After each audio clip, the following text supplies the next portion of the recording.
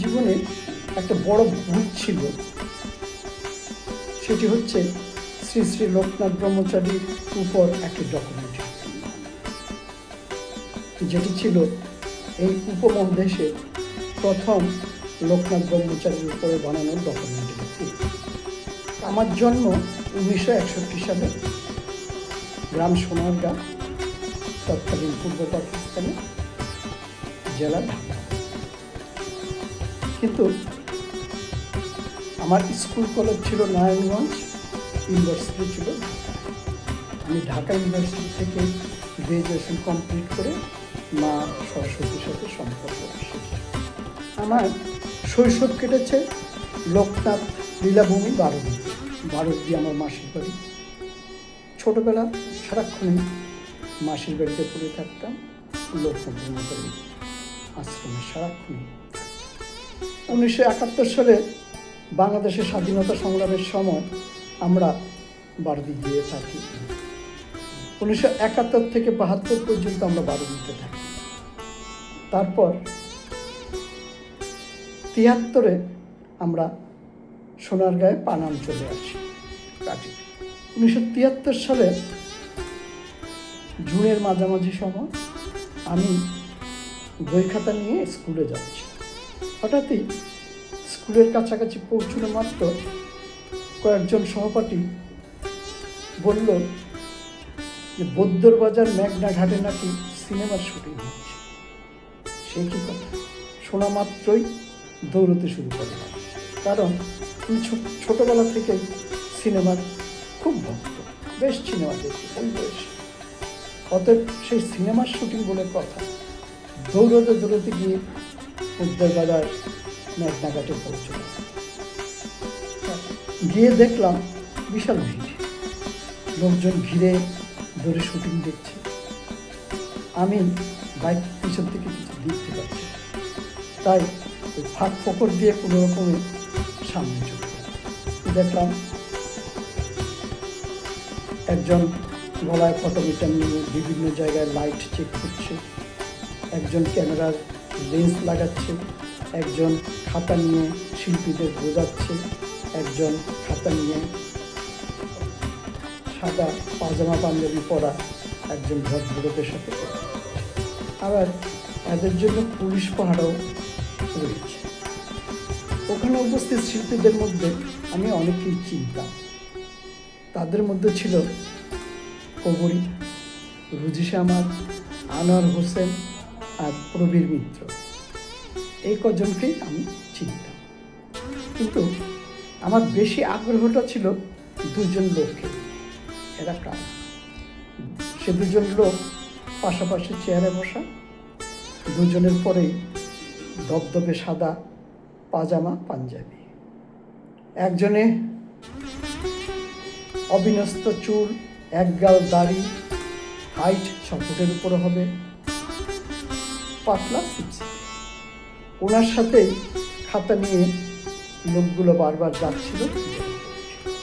পাশের বসা লোকটি অপেক্ষাকৃত খাটো, একটু মোটা, মাথার চুল, শাড়ি সুন্দরভাবে গোছানো, গালে কোনো দাড়ি টাড়ি নেই। এই দুজনকে নিয়ে আমার খুব আগ্রহ ছিল। আমার মনে হচ্ছিল লম্বা লোকটির কাছে যে বারবার খাতা নিয়ে যাচ্ছে, তিনি হয়তো এই ছবি পরিচালক। ওরা লাঞ্চ আওয়ারে গেল, শুটিং নেই, ফাঁকা, লোকজনে চলে গেছে। আমার মনে হলো আমিও বাড়ি চল। কিন্তু একটা জিনিস আমাকে বাড়ি যেতে দিল না, সেটি একটা ফায়ার ব্রিগেডের গাড়ি। আমার মনে প্রশ্ন জাগলো যে এই গাড়িটা কী কাজে লাগে, এদের কী করবে, সেটা দেখা দরকার। অতএব সেটার জন্য অপেক্ষা করতে। আমিও গিয়ে দুটো টোস্ট আর একটা চা নিয়ে লাঞ্চ করে নিলাম। আমি যখন লাঞ্চ করছিলাম তখন চায়ের দোকানে শুনছিলাম লোকজন বলা বলি করছিল ছবির নাম তিতাস একটি নতুন। কিন্তু পরিচালককে, তার নাম কি, তৃতীয় ব্যক্তিকে তার নাম কি, কে তিনি, কেউ কিছু বলতে পারত না। আমি বাড়ি এসে বাবার মুখে শুনলাম যে ওই ছবির পরিচালক, তার নাম হচ্ছে ঋত্বিক কুমার ঘটক, তার পাশে যে বন্ধুটি ছিল ওনার নাম হচ্ছে মহিউদ্দিন আহমেদ। আমি বাবাকে জিজ্ঞেস করলাম অবাক হয়ে, তুমি জানো কী করে? বাবা বলল, ওই যে প্রোডাকশন ছবিটি তৈরি করছে, সেই প্রোডাকশন আমাদের নারায়ণগঞ্জের, আর যারা ওই প্রোডাকশনের মালিক সবাই আমার পরিচিত। আমি অবাক হয়ে গেলাম, বাবাকে জিজ্ঞেস করলাম, বাবা তুমি আমাকে ওই প্রোডাকশনের সাথে পরিচয় করিয়ে দাও না, আমি শিখবো কী করে ক্লিপ বানাও। বাবা বলল, আগে তুই বড় হ, তারপর। যাই হোক, বাবার এই কথা যে এইভাবে ব্রহ্মবাক্যের মতো মিলে যাবে আমি ভাবতে পারি। দিন 7 পর্যন্ত আমার মাথায় কেবল ওই সিনেমা শুটিং, এটি বাবার অত্যন্ত পরিচিত লোকজন, এই প্রোডাকশন আমাদের নারায়ণগঞ্জের, যাকে সামলা দিতাম তাকেই গর্ব করে বলতাম যে এই প্রোডাকশনটি আমাদের নারায়ণগঞ্জের, বাবার অত্যন্ত পরিচিত, আমাদের নিজেদের লোক, এইসব সব গল্প বললাম 7 দিন পর্যন্ত আমার মাথায় এটাই। দিন 7 পর আমার মাথা থেকে ওই সিনেমার ভূত নিয়ে, কারণ সামনে ছিল ম্যাট্রিক পরীক্ষা। যাই হোক, পরীক্ষা দিলাম, রেজাল্ট আউট হলো, পাস করলাম। তারপর নারায়ণগঞ্জ তুলারাম কলেজে গিয়ে ভর্তি হলাম। তুলারাম কলেজের বার্ষিক ম্যাগাজিন সম্পাদনা করার দায়িত্ব আমার উপরে পড়ল। আমি ছোটোবেলা থেকেই লেখালেখি করতাম, ফলে স্কুলের বার্ষিক ম্যাগাজিনেও আমি সম্পাদনা করতাম। আমি উচ্চ মাধ্যমিক পাস করলাম, বিএসসিতে ভর্তি হলাম। তখন সহসা একদিন ডাক পড়ল একটি সাপ্তাহিক কাগজে, ভোরের কাগজ, নারায়ণগঞ্জ থেকে প্রকাশিত হতো। প্রকাশক এবং সম্পাদক ছিলেন বাদল রহমান। তারপর চিত্রালী, বাংলার বাণী, আরও বেশ কয়েকটা ছোট ছোট কাগজে আমি লেখালেখি করতাম।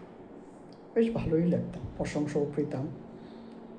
যাই হোক, একদিন আমাদের নারায়ণগঞ্জের কাউন্সিলর দেলার হোসেন চুন্নু ভাই ডাকি আমরা, চুন্নু ভাই আমাকে ডেকে বললেন, তুই তো বেশ ভালো লেখালেখি করছিস, লেখার হাত তোর ভীষণ ভালো, তুই একটা কাজ কর, তুই আকন ছানার মুর্শদের সাথে একবার দেখা কর, আমি চিঠি লিখে দেব, ও ওদের প্রোডাকশনে তোকে নিয়ে নেবে।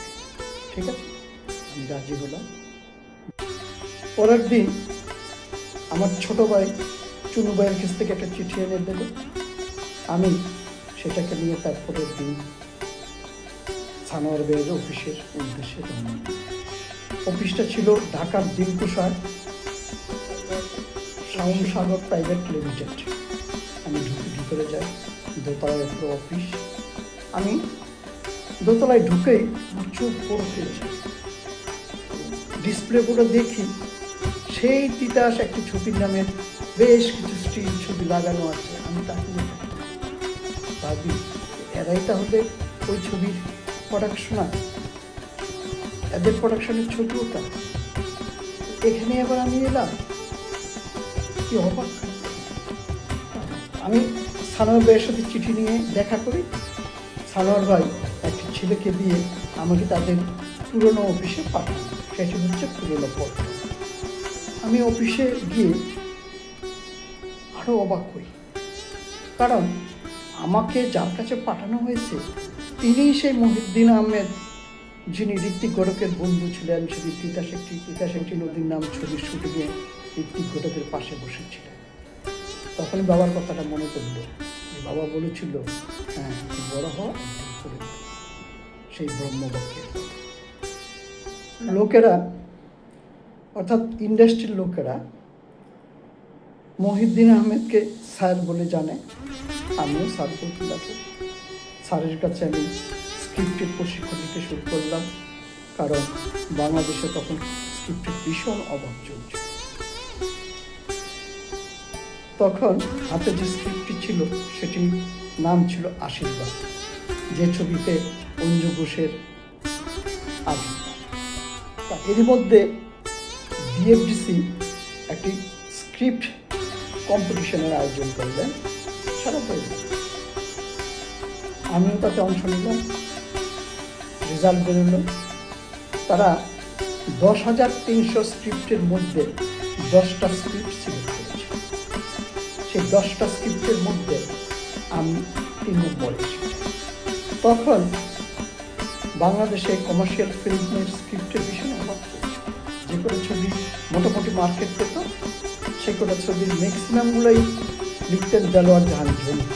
তার কাজই ছিল হুবহু ইন্ডিয়ান ছবিকে কপি করে।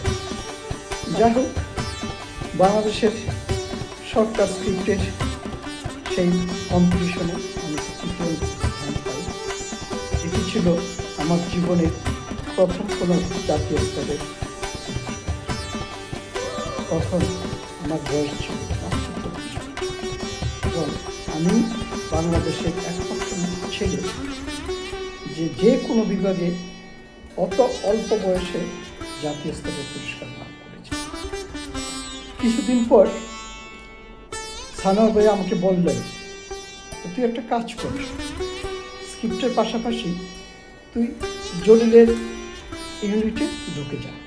আমি জলিলকে বলে দিচ্ছি, এই জলিল হচ্ছে A.J. মিন্টু, অর্থাৎ আব্দুল জলিল মিন্টু, বাংলাদেশের প্রথম অ্যাকশন ছবি নির্মাতা।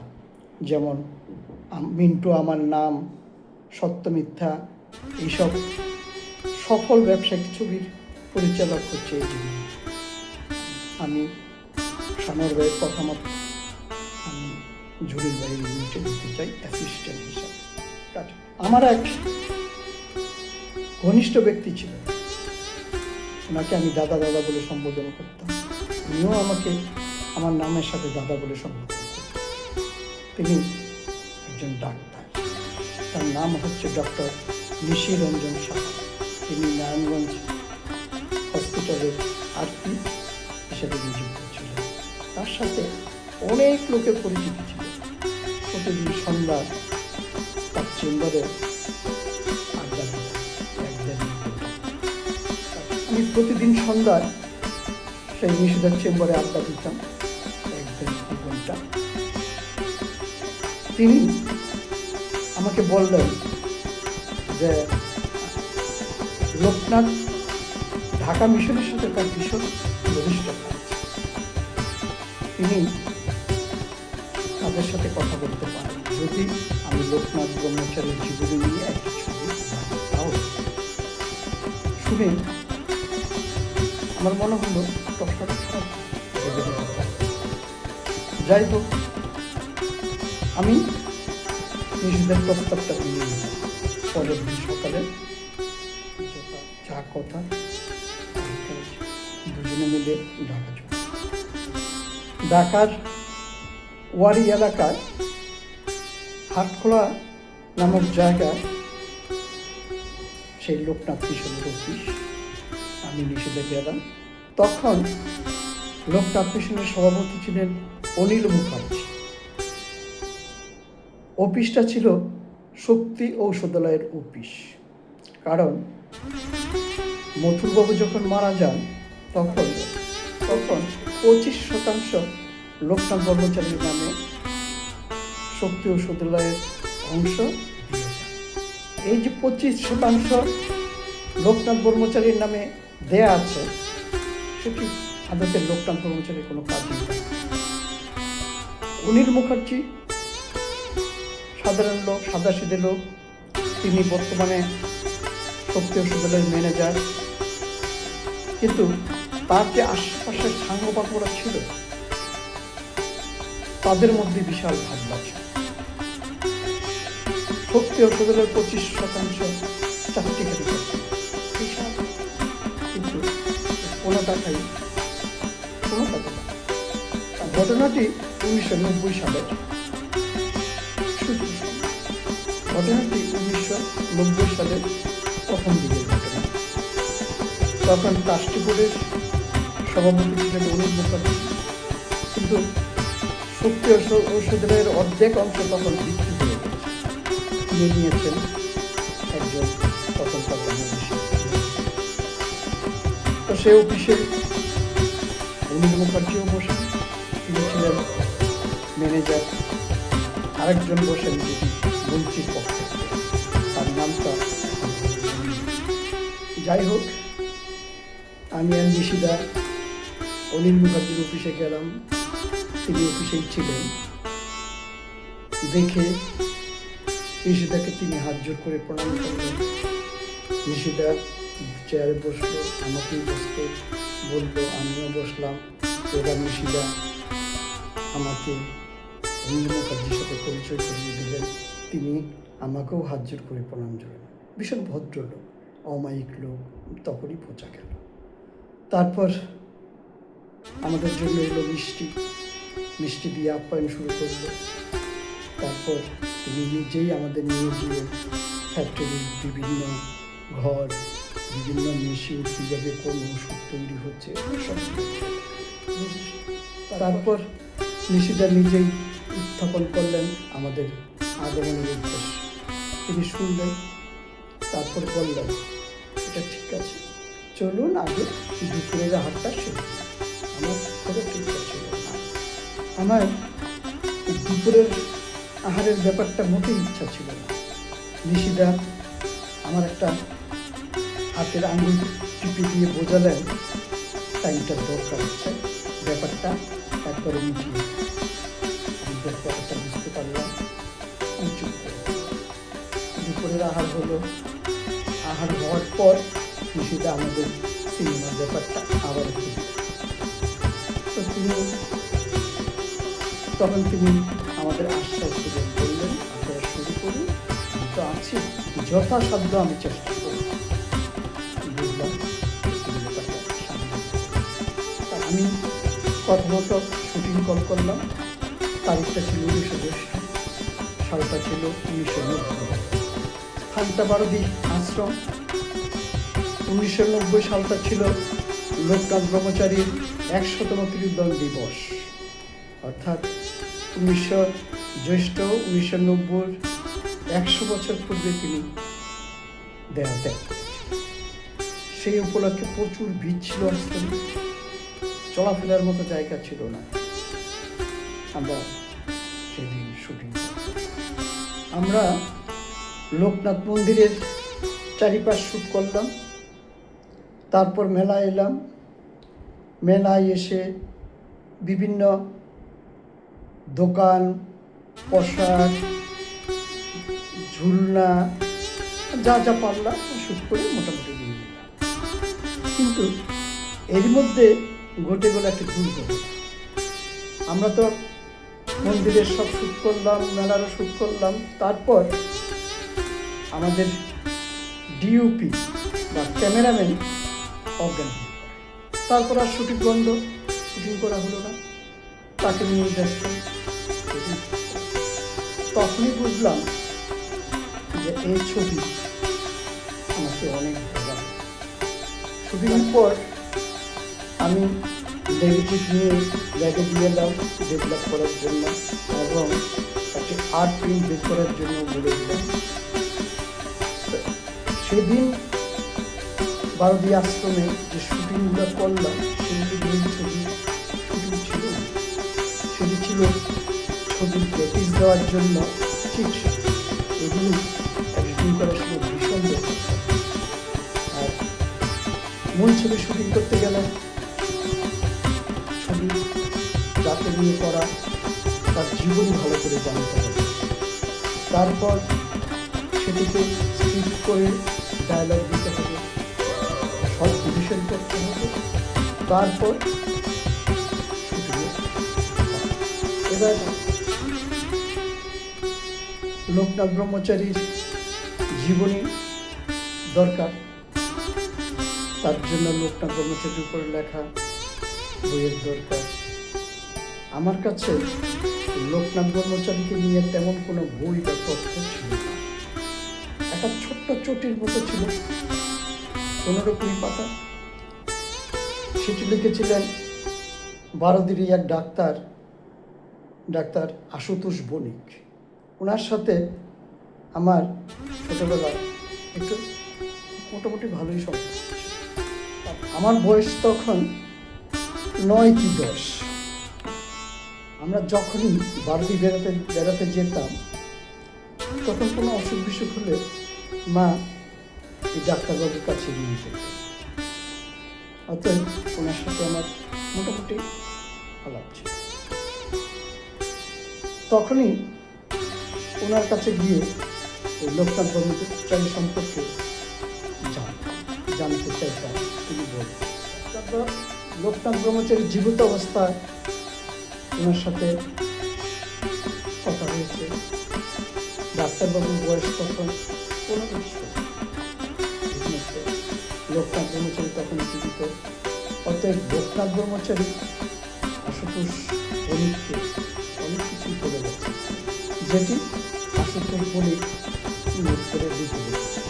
তবে সেটি লোকনাথ ব্রহ্মচারীর জীবনী ছিল। আমি বাধ্য হয়ে লোকনাথ ব্রহ্মচারীর উপরে লেখা বই সংগ্রহ করতে লাগলাম। বিভিন্ন জায়গায় খুঁজতে পারতাম। কিছু কিনে নিলাম, কিছু 12 দিন লোকনাথ আশ্রম থেকে নিলাম, কিছু ঢাকার লোকনাথ মিশন থেকে নিলাম। আরও অনেক লোকজন ছিল যাদের কাছে লোকনাথ ব্রহ্মচারীকে নিয়ে অনেক আমাকে দিয়ে সহযোগিতা করেছে। আমি টাকার জন্য ঢাকায় লোকনাথ মিশনের সভাপতির কাছে গেলাম। তিনি আমাকে হতাশ করলেন। তিনি আমাকে মাত্র 20,000 টাকা দিলেন। আমি হতাশ করে শুটিং করি, কিন্তু আমি তাকে কিছু বললাম না, কারণ তার সাথে আমার তেমন কোনো পরিচয় আগে থেকে ছিল না। নিষিদ্ধের মাধ্যমে তার সাথে আমার কথা হয়। অতএব ব্যাপারটা আমি আর ওনাকে কিচ্ছু বললাম না, টাকাটা নিয়ে চলে এলাম। ভাবতে লাগলাম প্রথমেই যদি এই হাল হয়, তারপর কী করে ছবি শেষ করব, কী করে আমি শুটিং করব, ব্যাপারটা আমাকে ভীষণ চিন্তা করে। সেদিন সন্ধ্যায় নিষিদ্ধের চেম্বারে গেলাম, গিয়ে ঘটনাটা বললাম। তিনি সাথে সাথে অনিল মুখার্জিকে ফোন করলেন। অনিল মুখার্জি জানালেন তার কিছু সমস্যা আছে, এই জন্য এই জবটা দিতে পারলো না, অতটা সামনে বাড়িয়ে দিতে কাজটা যেন আমি শুরু করি। তারপর নিষিদ্ধা তার পকেট থেকে আমাকে 4,000 টাকা দিলেন। তিনি বললেন আমরা কাজটা করুন, শুরু করুন। অনিল মুখার্জির সাথে আমার কথা হয়েছে, তিনি দিলেন। তার একটু সমস্যা আছে, এই জন্য দিতে হবে। ঠিক আছে, আমিও মেনে নিলাম। হাজার এগুলো, তবে আমি টাইটেল কাজটিকে যা লিখেছি, শ্রী শ্রী লোকনাথ ব্রহ্মচারী একজন বিপজ্জনক মহাসাধক, আমি তার ডিটেলস আলোচনা একটু